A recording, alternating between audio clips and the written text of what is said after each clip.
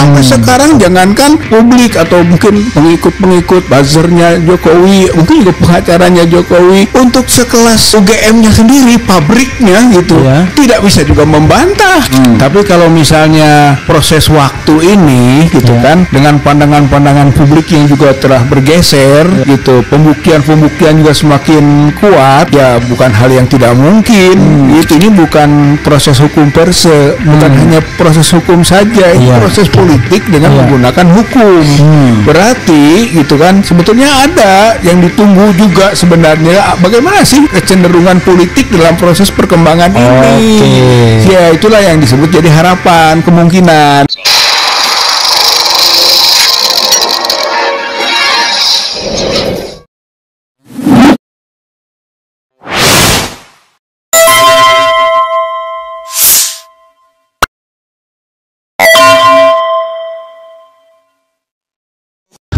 Assalamualaikum warahmatullahi wabarakatuh. Waalaikumsalam. Sobat RH sekalian, jumpa lagi kita di channel yang keren ini.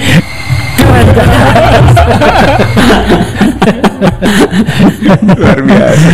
Luar biasa. Jadi sobat RH sekalian, saya bertemu dengan duo Bandung ini, Rizal Fadila dan Syafril Sofian. Assalamualaikum warahmatullahi wabarakatuh. Jadi tadi kita sudah menyerahkan, bukan kita ya, Kang Rizal Fadila sudah menyerahkan buku itu. Jangan lupa nama M. Rizal Fadillah ya, kepada pimpinan BAM, Badan Aspirasi Masyarakat DPR RI ya, yang dipimpin oleh mantan Gubernur Jawa Barat 2 periode Ahmad Heriawan dari Partai PKS. Mungkin karena itulah bukunya diterima jadi. ada itu juga. Ini karya Kang Rizal ya? Iya. Kumpulan tulisan. Berapa bulan? Kumpulan tulisan dari bulan Juni 2025. Wah, luar biasa ya. Seperti Rismond juga. Ya, penelitian jadi satu buku. Kalau beliau komentar di jalanan di mana, jadi satu buku gitu ya. Dan Kang Syafril manajernya. Manajer marketing. Manajer marketingnya ya. Nanti silakan, tapi Kang Syafril dulu yang barangkali tahu soal buku ini ya. Saya cuma pengen ngetes ya sejauh mana keterlibatannya dalam proses ini. Nanti kalau Kang Rizal kan namanya memang ada di sini. Silakan Kang Syafril dulu. Terima kasih. Salam nih buat sobat RH channel. Jadi buku ini publik yakin ijazah Jokowi palsu. Jadi waktu itu saya sudah melihat bagaimana Pak Rizal ini menulis tiap hari gitu. Setelah subuh gitu ya. Dan tulisan-tulisan ini setelah subuh di jalanan juga nulis. Iya betul. Bahkan kalau pas membina umroh pun nulis. Jadi pada saat acara di RRT Rismond, Roy, Rismond dan Tifa. Kita tes dulu. Suara oke? Nah, kalau nggak oke dekat lagi. Jadi memperagakan buku, ya saya bilang ke Pak Rizal, ini tulisannya juga harus disampaikan kepada masyarakat supaya masyarakat paham betul apa masalah tentang ijazah palsunya Jokowi. Dan ini kalau dibaca ini lengkap lah gitu, karena ini ada 180 halaman. 180 halaman. Lalu kita juga menganggap bahwa buku ini sebenarnya sudah ditulis belakangan oleh di belakangnya ini oleh RH. Siapa itu? Refli Harun. Nah, itu endorsement. Tapi depannya ini yang ngeri. Depan ini yang galak. Jadi pengantarnya Jenderal Purnawirawan Gatot Nurmantio, mantan Panglima TNI. ini beliau ya dalam ucapan pada kesempatan ini kita ucapan terima kasih lah. Beliau bersedia memberikan kata sambutan pada buku ini, dan tentunya buku ini juga akan sampai ke beberapa negara gitu. Ini jadi mau disebarkan ke beberapa negara lain juga. Ya, betul. Bahkan tanggal 4 ini udah dikirim ke New York ini. Jadi pesan oleh Ketua Umum FTA. Tolong dikirimkan katanya. Saya bilang asal sampai juga ke PBB. Untuk oleh-oleh. Iya. Jadi Prabowo mungkin mau terimanya kalau misalnya tiba-tiba Sekjen PBB bawa buku ini, Mr. President, ya kan, the President of Indonesia, I give you a book from Indonesia. This is the book written by M. Rizal Fadila. Langsung lompat. Jadi itu bisa sampai di PBB gitu sebelum Pak Prabowo pidato gitu. Jadi tentunya kalau teman-teman berminat nanti ya karena sebagai marketing. Ya. Itu mau kita nanti coba ya. Saya tidak tahu nih apakah kalau mau dijual harganya berapa nih? Ini 100K. 100K. Ya. Dulu kan ada kan cabang kampret dulu. 100K ya. Ya, jadi kalau begini. Kalau ada yang mau beli di sini, nanti saya refer langsung ke Kang Safril ya, atau Kang Rizal. Kang Safril ya. Jadi kalau ada yang mau beli sini langsung ke Kang Safril. Kalau ada hari ini juga catat nomor teleponnya. Ya. Atau hubungi nomor berapa Kang? Ya, kalau untuk Bandung ada sekitarnya, kalau Jakarta bisa ke sini. Ini karena kita ini kan di Bandung. Ya. Jadi nanti ngobongin sebentar. Ini teleponnya saya. Jangan sebelum sebentar. Nanti dikirimkan ke saya aja nomor teleponnya. Ya. Biar kita lanjut di perbincangannya ya. Ya, baik. Akan kasih nomor ke saya aja, nanti saya kirim ke sana. Saya mau ke Kang Rizal Fadila ya. Buku ini judulnya dalam tanda kutip provokatif banget tuh. Publik yakin ijazah Jokowi palsu, yakin dan palsunya dikasih warna merah kan. Kalau kita bicara tentang sebuah ini underlining, emphasize ya kan, ditekankan gitu. Kalau orang Bugis bilangnya ditekankan. Nah itu Kang Rizal, isi buku ini apa secara umum? Tadi Anda mengatakan ini kita bicara mengenai perspektif hukum, tapi sudah ke politik, awalnya perspektif akademik gitu. Silakan Kang, dieksplorasi. Dan juga kalau yang mau beli buku ini nanti Kang Safril akan nomor telepon yang bisa dihubungin. Ya, Jakarta siapa, Bandung siapa, semuanya aja ke Bandung aja. Oh iya, ya kan? Saya kirim. Nah itu nanti akan kita tampilkan ya. Hubungi siapa? Silakan Kang. Ya, saya kira intinya buku ini adalah untuk mereka yang ingin mendalami gitu kan tentang polemik ijazah Joko Widodo yang awalnya orang bisa menganggap jangan-jangan asli begitu, yang kemudian dalam proses-proses kelanjutannya ternyata pembuktian itu kan, dan karena juga Joko Widodo tidak pernah menunjukkan yang disebut asli itu gitu kan, maka sekarang terbalik opini publiknya itu menjadi itu palsu gitu, karena kalau memang asli nggak begini dong polanya, caranya gitu.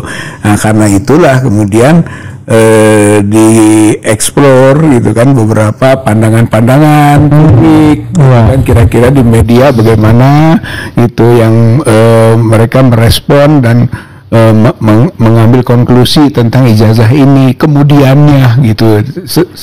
Setelah lama tidak pernah, sampai sekarang tidak pernah ditunjukkan ijazah Joko Widodonya gitu kan, sehingga semakin kuat keyakinan tentang palsunya itu gitu. Kemudian juga saya baca gitu kan dari informasi pooling ya, termasuk dari RH Channel ini gitu kan, pooling tentang berapa responden dari OnePulse itu yang pernah diangkat gitu kan, dari Big Data.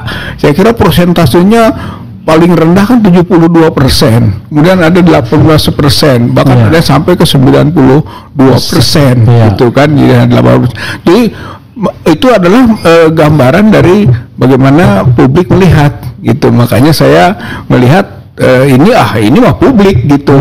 Jadi bukan pandangan subjektif kita, tapi apa yang terlihat dari beberapa masukan-masukan publik, sehingga konklusinya ya publik yakin gitu bahwa ijazah Joko Widodo palsu, karena tidak pernah ada pembuktian ijazah Joko Widodo asli.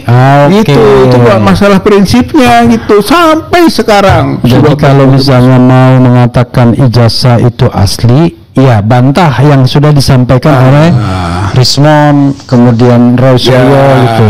Itulah yang dimaksud kalau pendekatannya akademik, kan, karena pendekatan Roy Suryo atau Rismon itu saintifik, ilmunya yang dimiliki gitu kan, digital forensiknya, sehingga pendekatannya, metodenya ilmiah gitu. Sehingga kalau mau dinyatakan asli ya bantah itu betul gitu kan. Sampai sekarang jangankan publik atau mungkin pengikut buzzernya Jokowi, mungkin juga pengacaranya Jokowi, untuk sekelas UGM-nya sendiri, pabriknya gitu, tidak bisa juga membantah dalam konteks berbasis kaidah ilmiah gitu. Untuk pendekatan akademiknya gitu. Kang, ini kan ada kata-kata yakin ya. Ini saya mengingatkan pada rektor UGM juga bilang yakin juga dia. Ini publik yakin ijazah Jokowi palsu. Saya yakin, ya kan, ijazah Jokowi asli kan gitu. Atau saya yakin Jokowi adalah tamatan atau sarjana dari UGM. Gimana kok semuanya menggunakan kata yakin yang berarti tidak precise ya, tetapi didasarkan pada sebuah penilaian subjektif. Gimana? Ya, saya kira beda antara keyakinan dia, keyakinan kita. Kalau keyakinan dia harusnya gitu kan, dengan data-data yang dia angkat, dia kemukakan gitu harusnya gitu kan, tapi ternyata tidak gitu kan, dia hanya menyatakan yakin saja. Kalau kita yakin itu karena berbasis pada analisis yang sudah dikemukakan oleh ahli Rismon maupun Roy Suryo. Data dasar itu gitu kan kemudian digambarkan dengan pandangan publik tadi gitu kan, baik pooling, big data dan sebagainya, maka nyambung ini yakin ini gitu. Jadi keyakinan berbasis analisis. Kalau itu sama sekali keyakinan zong, tidak punya dasar gitu. Kalau saya mah bedanya di situ kalau yakinnya. Kang Rizal. Coba sebutkan ya, mungkin kalau Kang Safril juga kalau mengikutin ya, silakan tambahkan. Coba sebutkan alasan-alasan berapapun ya, 1, 2, 3, 4, 5, 6 yang Kang Rizal sudah observasi untuk mengatakan, meyakini bahwa ijazah ini memang palsu. Silakan. Ya, dari yang saya dapatkan gitu kan, berdasarkan analisis yang ada itu, misalnya soal foto di dalam ijazah itu kan tidak bisa, bahkan kita TPO sudah menanyakan langsung ke UGM, apakah foto yang ada dalam ijazah yang tersebar gitu kan di berbagai media ataupun di publik itu foto Jokowi, tidak dijawab itu. Padahal yang sederhana, dan itulah yang bisa menentukan kalau iya clear, karena di situ pertama sekali kasat mata terlihat bisa dijadikan. Tapi bahaya kalau iya clear, kan bisa aja foto itu ditempel. Iya, justru dia tidak berani. Itu kan karena kita ngomong foto Jokowi aja nggak berani. Foto Jokowi saja tidak berani. Padahal itu kita tanyakan. Oh, kalau begitu bukan Jokowi loh. Terus ditambahlah dengan kajian face recognition itu, gitu kan? Kajian tentang mismatch dan matchnya, gitu kan? Antara foto Jokowi dengan foto yang ada di ijazah itu, gitu kan, dan ternyata mismatch gitu kan, kayak itu keyakinan muncul kan gitu. Terus juga dilihat dari cap kan yang Pak Rismuan sampaikan itu, gitu kan,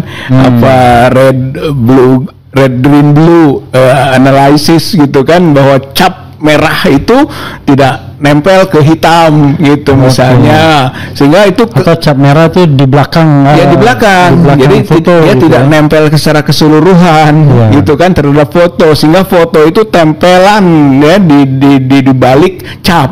Saya kira itu juga menambah keyakinan untuk foto. Belum lagi kemudiannya juga telah dianalisis soal layoutnya gitu, huruf gitu, hurufnya kok tidak sama dengan perbandingan dari ijazah yang lain gitu, yang juga orang dekat dengan Jokowi gitu mengenai itu, yang muncullah ijazah komparasi 115, 116, 117 yang dibandingkan dengan 11, 20, 11, 15, 11, 16, 11, 17, 11, 20 gitu. Jadi kalau dibandingkan dengan itu berbeda gitu kan dari sisi tata letak huruf itu. Kemudian malah Pak Roy bandingkan lagi dengan yang lain sampai ke soal emboss gitu kan, soal logo gitu, logo di balik huruf atau huruf di balik logo ternyata berbeda, sehingga kalau mau dibandingkan itu tidak identik. Nah, itulah yang menimbulkan keyakinan secara ilmiah yang terpublikasikan. Mungkin masyarakat juga akhirnya membaca gitu bahwa memang beda gitu dengan yang komparasinya itu antara lain gitu, kalau disebut keyakinan tersebut gitu. Itu ijazah, belum lagi nanti soal skripsi itu. Dan silakan Kang Safil. Saya ingin menambahkan sebenarnya sangat sederhana keinginan publik gitu. Kalau kita Kang Safil terus saja ya. Saya mau ngambil kopi untuk jadi keinginan publik terhadap ijazah Jokowi ini. Sudah sangat lama sebenarnya prosesnya kan ya. Dari 4 tahun yang lalu. Lalu selama 4 tahun ini tidak pernah dimunculkan baik dengan pengadilan pidana ya kan, maupun pengadilan perdata. Dan saat itu juga Jokowi adalah seorang presiden. Seharusnya presiden kan cepat tanggap, memperlihatkan, begitu diragukan oleh masyarakat, lah ini loh ijazah saya gitu. Dan langsung diperintahkan stafnya ataupun katakanlah menterinya untuk memperlihatkan. Tapi ini enggak. Jadi sangat sederhana buat rakyat itu atau netizen ataupun katakanlah publik gitu ya, yang merasa yakin karena ada keanehan itu. Keanehan tidak mau memperlihatkan dan sengaja menyembunyikan. Artinya lah ini kok seperti ini gitu. Jadi ada sesuatu. Kalau ini selalu menyembunyikan itu kan selalu ada sesuatu gitu. Jadi tidak transparansi dan tidak ada kejujuran. Itu pandangan publik sangat sederhana sekali gitu. Nah, terakhir pada saat sidang-sidang di Solo mau di Sleman, di Solo pun seharusnya Jokowi bisa datang ke pengadilan perdata dan memperlihatkan ijazahnya gitu. Selesai. Ya, selesai permasalahannya gitu. Tapi kan ya apalagi ini Pak Rizal ini kan orang yang diterima di rumahnya Jokowi di jalan apa itu? Jalan Kutai. Jalan Kutai. Jalan Kutai Utara. Utara tanggal 15 ya. Tanggal 16. Nah, tanggal 16 April 2025. Berarti sudah 4 bulan yang lalu. Nah, saat itu sebenarnya Jokowi bisa memperlihatkan. Tapi anehnya tidak mau memperlihatkan gitu.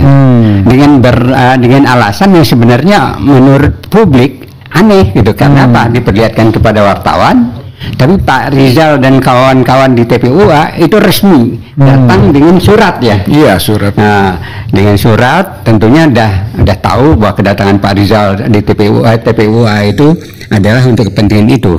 Tapi yang tidak ingin meminta itu adalah wartawan, malah diperlihatkan ke wartawan dengan catatan nggak boleh difoto. Tidak boleh difoto.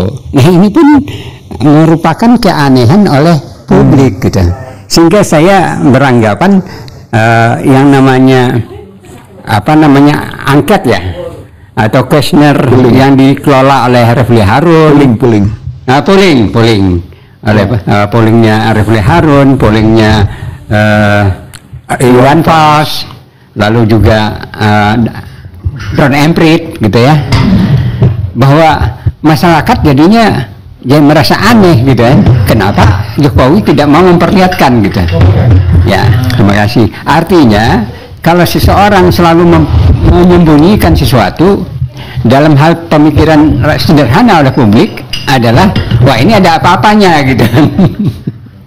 Tapi kalau dilihat lanjutnya sekarang, begitu ada acara pengaduan atau dumas dari TPUA, nah di dumas TPUA itu kan seharusnya juga clear gitu, selesai. Kalau saya sudah dilihat kan saya asli loh, nih buktikan, uji gitu ya, selesai. Tapi tetap juga tidak diperlihatkan dan akhirnya menimbulkan persepsi di tengah masyarakat ini ada apa gitu. Sampai disembunyikan begitu rupa gitu. Tapi akhirnya tujuannya adalah ingin memenjarakan orang-orang kritis atau orang-orang yang mempertanyakan skripsinya, skripsi dan ijazahnya gitu. Oke. Kaitan dari apa yang terbaru kemarin, yaitu Pak Emilia, rektor UGM, saya juga mengamati. Kebetulan saya juga di pemerhati kebijakan publik. Bukan pemerhati apa ini ya. Jadi saya lihat komen-komen dari netizen, baik itu yang ada di Kompas maupun di TV One ataupun kebanyakan malah negatif gitu. Menjelaskan tanpa ada bukti. Lalu yang akan disimpulkan, loh ini kok ada sarjana muda gitu kan? Nah itu terkait juga dengan yang ditampilkan oleh Barreskrim ya waktu itu ini, bahwa fotokopi daripada pendaftaran ya, registrasi itu sarjana muda gitu. Nah ini juga menimbulkan persepsi di masyarakat, wah ini nggak betul. Kan gitu itu sambil waktu di registrasi itu sambil nyanyi kalau sarjana muda gitu. Ya kalau saya juga pernah sarjana muda dulu, karena saya angkatan lebih tua daripada Jokowi. Jadi saya kuliah angkatan 75. Sarjana mudanya apa?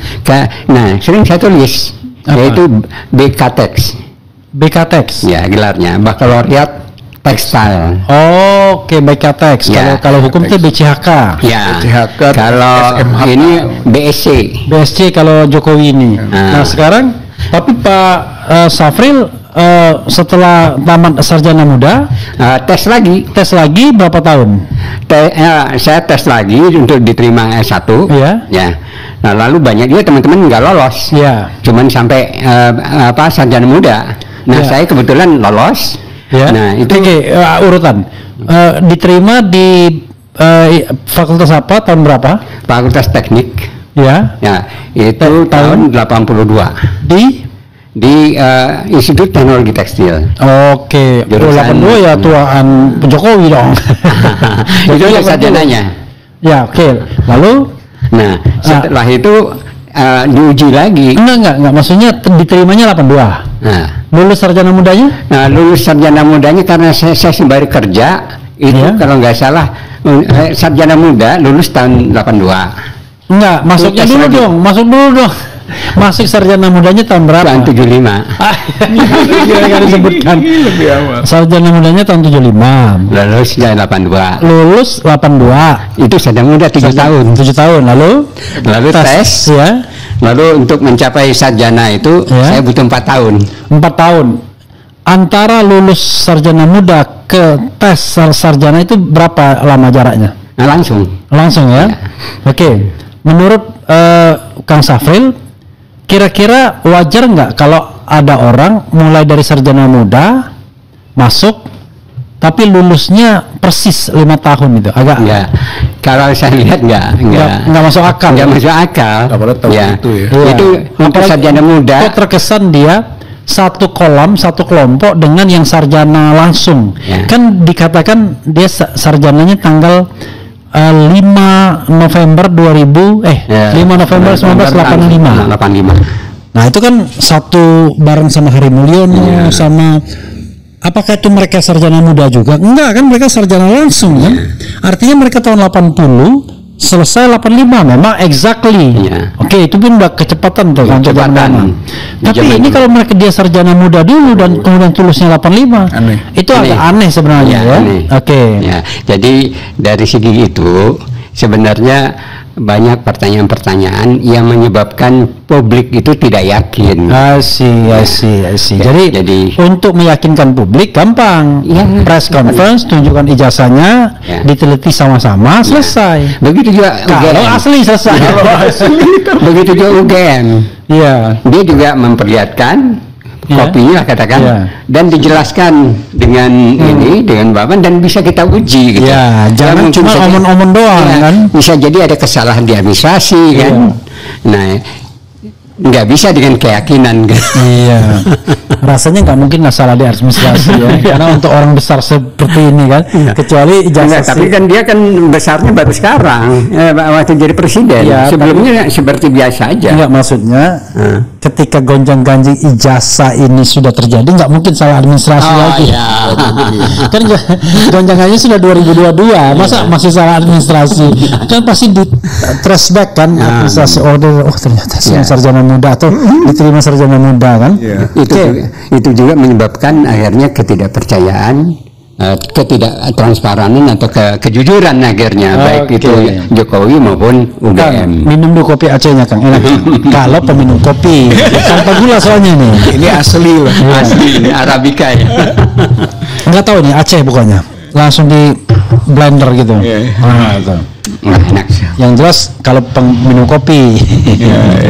Nggak ada jagungnya itu kopi benar itu. Nah, sekarang saya ke Kang Rizal. Oke.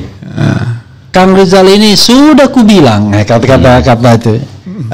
Sudah kubilang, kau perang juga, matilah kau, kan?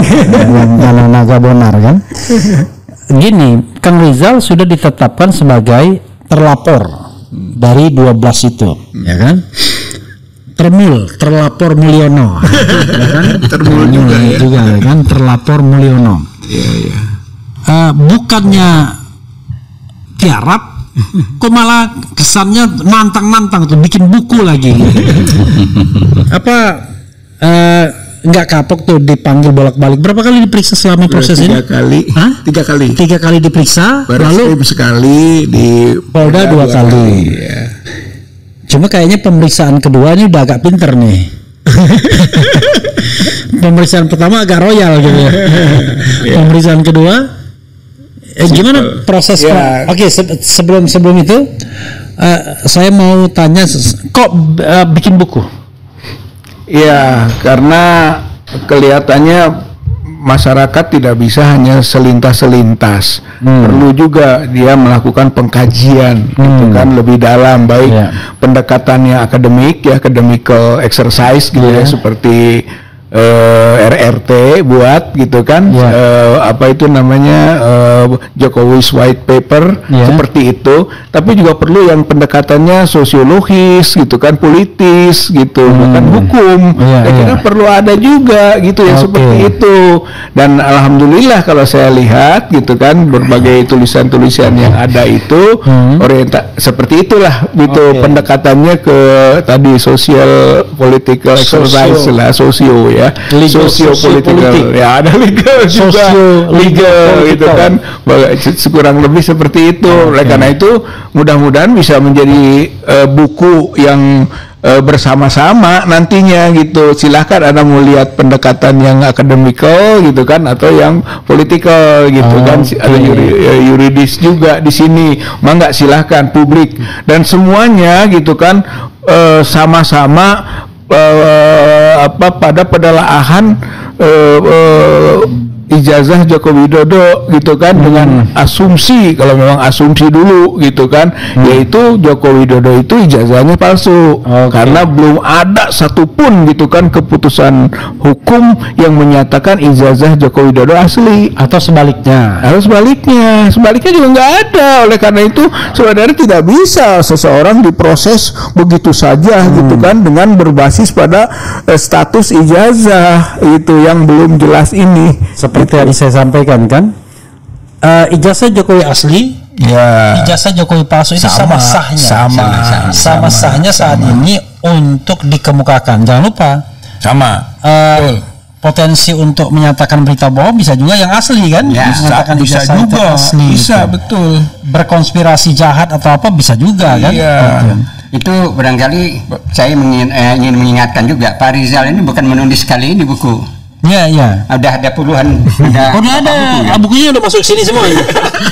Ada sekitar 30-40 ya. Baru 13 buku. 13 buku. Ya. Masih kalah sama saya. Saya 15 atau 16. Walaupun bukunya itu lebih banyak record sendiri. Dan masih kalah sama Rismon, udah ratusan katanya. Itu satu penelitian satu buku dia. Jurnal ya. Satu buku yang pernah saya bikin dah. BUMN dalam sudut pandang tata kuai, mantap itu. Boleh juga nih. Boleh. Tapi taruh di sini dulu. Nanti. Jadi waktu itu ya biasalah kita bisa cari sponsor kan. Waktu itu dicetak, kita banyak dapat bukunya, tapi royalti nggak jelas. Kalau gitu ikhlas. Mending nyetak sendiri aja kan, tapi udah ikhlas ya kan. Gitu. Ya ini barangkali juga untuk informasi buat RH Channel yang berminat itu, kita akan mengadakan semacam grand launching. Rencananya minggu depan lah, cuma. Kenapa nggak disamakan aja? Nggak cukup waktunya ya? Nggak cukup waktunya, karena kalau bukunya RRT itu ada 700 halaman. Kalau untuk dikupas cukup panjang waktunya. Enggak, maksudnya launchingnya bisa bareng-bareng nggak ya? Enggak. Jadi ada juga supaya berkelanjutan. Berkelanjutan jangan selesai di situ. Jangan terkesan bahwa ada perkawinan kita numpang kawin dulu. Gitu. Gratisan lagi. Jangan begitu. Jadi grand launchingnya kapan rencananya? Ini sudah soft launching ya? Anggap aja melalui RH ini soft launching. Dan kemudian sudah ditulis di sini, kalau mau pre-order silakan di hubungi Ida 0811237025 ya. Nah ya. Yang benar. 237. Ini nomor lama ini. Nomor lama ya. 237025. Ada di sini orangnya. Ada di sini orangnya ya. Oke. Nanti kita lihat ya gimana ininya. Oke. Penerbitnya Lekas, memang Lekas nih terbitnya ini kan, penerbit Lekas teman di Muhammadiyah di Bandung. Asyik. Yalah, nanti mudah-mudahan. Oke, Kang. Tadi kan saya sudah bilang dan sudah dijawab. Kang Rizal itu diperiksa 3 kali, 1 kali di Bareskrim, remind ya. Apa yang membuat diperiksanya di Bareskrim, apa yang di Polda Metro, apa yang di Polda Metro terakhir. Karena lucu, di Polda Metro pertama tempus dan lokus deliktinya 26 Maret. Wah, tapi karena Kang Rizal terlalu baik, dilayani sampai malam hari. Tapi yang kedua udah kapok kayaknya.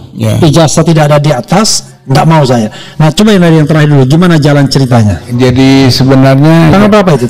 Yang terakhir itu hari yang belum lama lah, baru belum seminggu. Pekan lalu. Itu masalahnya adalah ketika memang sudah kita ketahui dokumen ijazah itu sudah disita oleh Polda Metro waktu pemeriksaan Joko Widodo di Solo, gitu kan, sehingga sudah punya dasar kita, gitu kan, sehingga dengan begitu juga kita bisa mengingatkan sekaligus juga menagih kepada pihak Polda, tolong dong tunjukkan. Tadinya kita sudah dorong dalam berbagai tulisan supaya Polda mengumumkan. Selama ini Jokowi seharusnya mengumumkan, tapi tidak pernah mau. Sekarang sudah disita oleh Polda, ya Polda dong umumkan kepada masyarakat tadinya, tapi juga tidak direspon. Nah, ketika pas pemeriksaan Bang Refli gitu kan, ya saya tagih gitu. Jadi ketika masuk ke pertanyaan apakah siap saudara memberi keterangan, saya jawab siap seandainya ditunjukkan dulu ijazah yang sudah disita di Polda Metro ini. Sepanjang tidak ditunjukkan, saya tidak siap, tidak akan memberi keterangan begitu. Tidak mau ya? Tidak mau memberi keterangan. Katanya sedang di laboratorium forensik, ya kita tunggu saja gitu kan, hasil laboratorium forensiknya baru saya beri keterangan begitu gitu kan, karena kita pun menghormati hukum dari proses-proses hukum seperti ini Bang. Gitu. Ya, jadi dia mengatakan dilapor ya. Iya. Lapor Polri itu nggak salah bukan di DKI loh, di Mabes. Bukan. Tempatnya. Iya. Lapor itu di daerah mana gitu lupa saya, tapi memang labelnya Mabes. Nah, pertanyaan saya adalah Kang ya. Ini kan sudah pro justisia. Sudah. Karena sudah penyidikan. Kalau yang di Barreskrim nggak bisa diandalkan karena belum pro justisia. Tetapi ini kita nggak apalah bergosip tentang penegakan hukum. Ada nggak kemungkinan mengatakan bahwa hasil lapornya berbeda? Kan kemarin sudah dikatakan identik asli, bahkan dikatakan asli dia kan? Identik aslinya enggak? Identik dan karenanya asli. Katanya asli. Dan karenanya asli. Jadi ada kata-kata itu. Iya, sebenarnya tidak boleh. Identik dan karenanya asli. Gimana gitu. Nah, pertanyaan saya adalah sederhana aja, kayak pertanyaan bodoh aja. Sama-sama dilapor. Walaupun satu proses di Barreskrim di mana calon tersangkanya Jokowi, sementara di Polda calon tersangkanya Kang Rizal, kan terbalik posisinya. Tapi mungkin nggak ada hasil yang berbeda antara proses di Barreskrim yang sudah mengatakan identik asli, itu dua kata itu yang saya ingat betul, dengan hasil di Polda Metro ini dalam rangka pro justisia. Ya. Kalau dia tidak mau losing face, ya pasti dia akan konsisten, gitu kan. Itu namanya nanti nekat, gitu kan. Dengan kesiapan untuk mendapat serangan-serangan publik lanjutan, gitu kan. Kalau memang begitu. Tapi kalau misalnya proses waktu ini gitu kan, dengan pandangan-pandangan publik yang juga telah bergeser gitu, pembuktian juga semakin kuat gitu kan, ya bukan hal yang tidak mungkin gitu. Apalagi juga sebenarnya kita semua tahu bahwa ini bukan proses hukum per se, bukan hanya proses hukum saja, ini proses politik dengan menggunakan hukum. Berarti gitu kan, sebetulnya ada yang ditunggu juga sebenarnya, bagaimana sih kecenderungan politik dalam proses perkembangan ini. Ya, itulah yang disebut jadi harapan, kemungkinan. Dengan halus ya beliau, tapi ketahuan. Kemudian nantinya ya bisa berubah, bisa saja berubah gitu kan. Ketika ada sesuatu gantungan yang kemudian punya yang lebih kuat akarnya, yang gitu. Kokoh batangnya. Ya, saya kira yang penting ada perubahan gitu kan. Toh juga walaupun bagaimana ada sinyal-sinyal juga sedikit ya, seperti misalnya Kapolda ganti, gitu kan, dari Pak Karyoto ke Pak Asep Suhairi, gitu kan. Asep dari Bandung nih. Dia pernah di Cirebon sebagai Polresta. Ini ada kaitannya. Ya, artinya Sunda lah ya, gitu kan. Dari sana asalnya. Solo ya. Kan, terus Kabar Eskrim berubah ganti, ya kemudian Wakapolri ganti. Seolah-olah ada ganti-ganti, walaupun kita masih menuntut nih Kapolrinya dong yang ganti, gitu kan, gitu. Kapolri masih konsesi ya. Tapi masih gitu kan. Jadi kalau ibarat konsesi jalan tol itu masih berapa tahun lagi? Ya seperti itu gambarannya, gitu kan. Jadi sebetulnya ini kita yakini bukan hukum murni, gitu. Kalau hukum itu sudah selesai. Kalau hukum sudah selesai, bahkan kita yakin kalau pakai hukum benar terbukti loh palsunya, gitu. Oke, ya, misalnya kita exercise hukum dulu. Kan sering sekali dikatakan, wah ini nggak ada bukti. Ini Kang Safri juga bisa ditambahkan. Waduh, nggak ada bukti. Karena itu bukti yang dilakukan sekunder, ya kan? Sehingga tidak bisa dinilai sebagai alat bukti. Nah, menurut pasal 184 KUHP, Kitab Undang-Undang Hukum Acara Pidana, yang bisa dijadikan alat bukti itu 1, keterangan saksi. 2, keterangan ahli. 3, surat. 4, petunjuk. 5, keterangan terdakwa. 6, sebagai perkembangan dari ilmu pengetahuan dan teknologi, mau tidak mau, dokumen atau informasi elektronik. Menurut Kang Rizal, dari 6 ini mana yang terpenuhi sebagai alat bukti? Saya kira untuk satu poin keterangan ahli. Keterangan ahli kan sudah, kita bisa punya ahli kan sudah diuraikan, bahkan di waktu gelar perkara khusus dipaparkan. Itu bagaimana bisa disebut tidak ada bukti? Karena itu menurut tadi KUHP 184 itu masuk. Jadi sangat keliru sekali dia mengatakan tidak ada bukti, apalagi itu hanya data sekunder kan misalnya. Dalam KUHP nggak ada istilah sekunder primer. Apalagi kan untuk keterangan ahli. Apalagi keterangan ahli malah sangat eksplisit kok disebutnya gitu kan. Ada tuh gitu kan. Keterangan saksi ada, kita diperiksa sebagai saksi.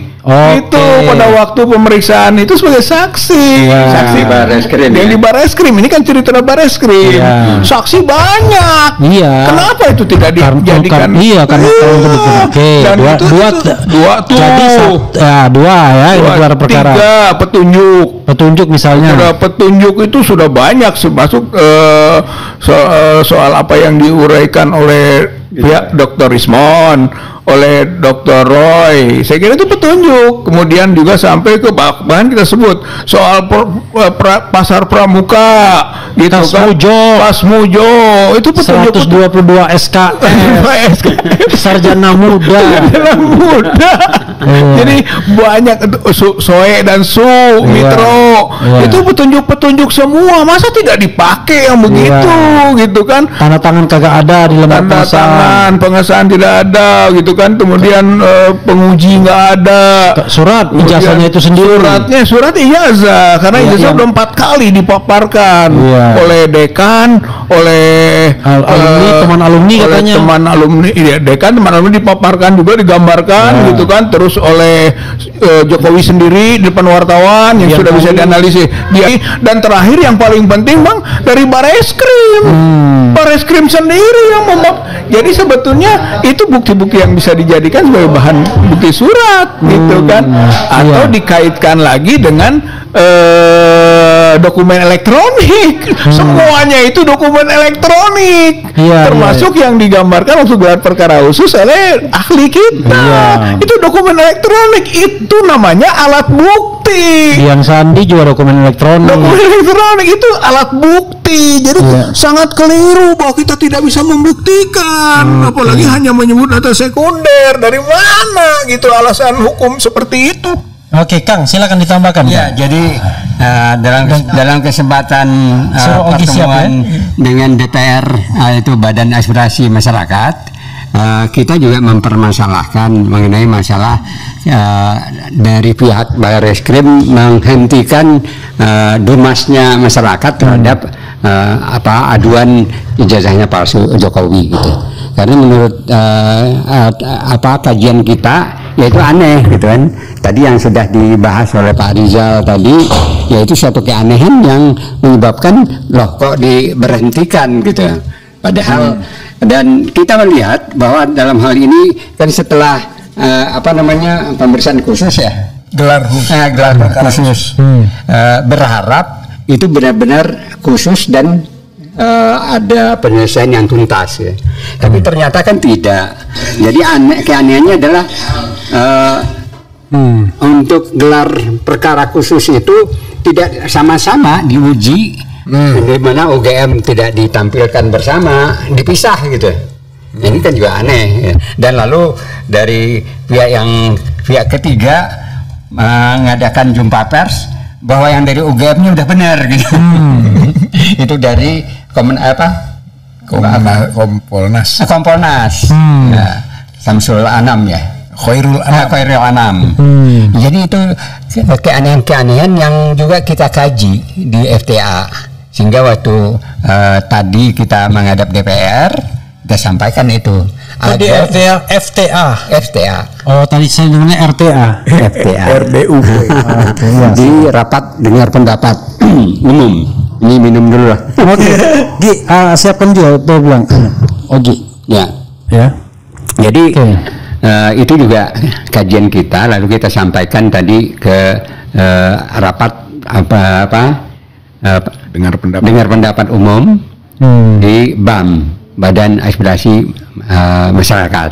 Oke. Ya, kita mintakan bahwa DPR memang harus segera memanggil Kapolri, khususnya juga memanggil Kapolda Metro Jaya dan memanggil yang terkait gitu ya.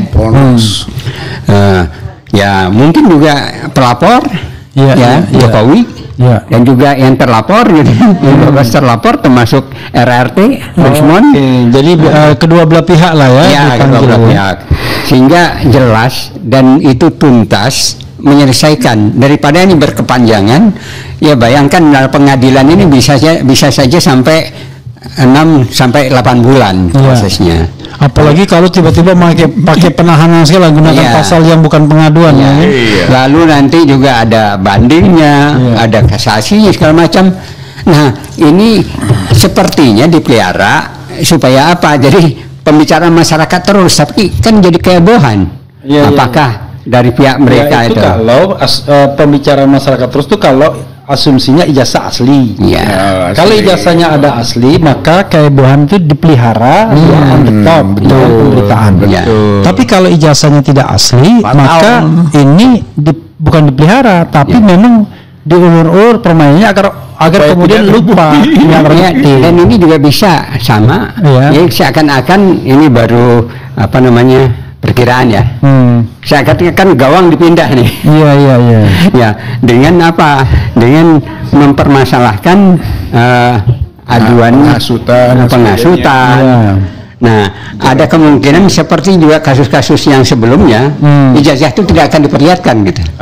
Ya kan? Ada kecurigaan seperti itu. Ada kecurigaan seperti itu karena memang ijazah ini sesuatu yang harus disembunyikan. Kalau tidak disembunyikan, ya kenapa tidak diperlihatkan dari saat sekarang tuntas selesai gitu.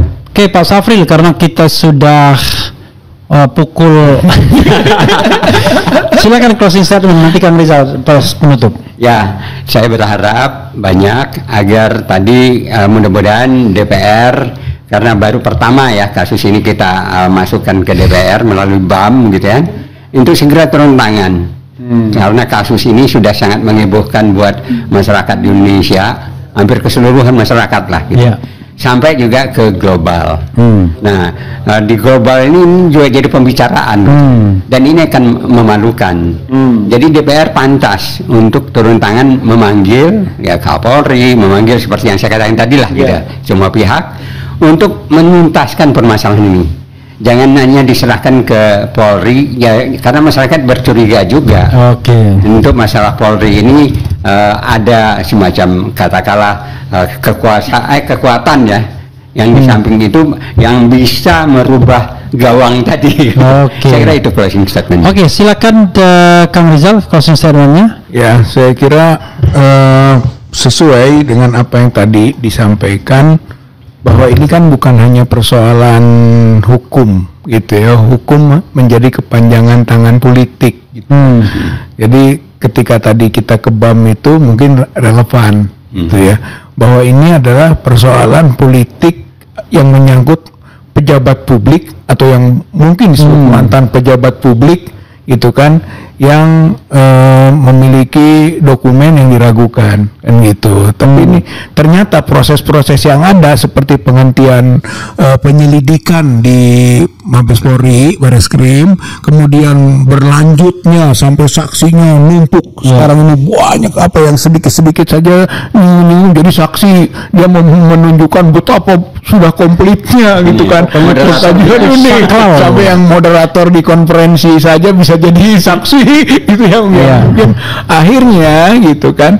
Ini adalah kriminalisasi. Ini adalah penunggangan hukum oleh kepentingan politik gitu. Oleh karena itu betul bahwa saatnya lah lembaga politik gitu nggak bisa tinggal diam.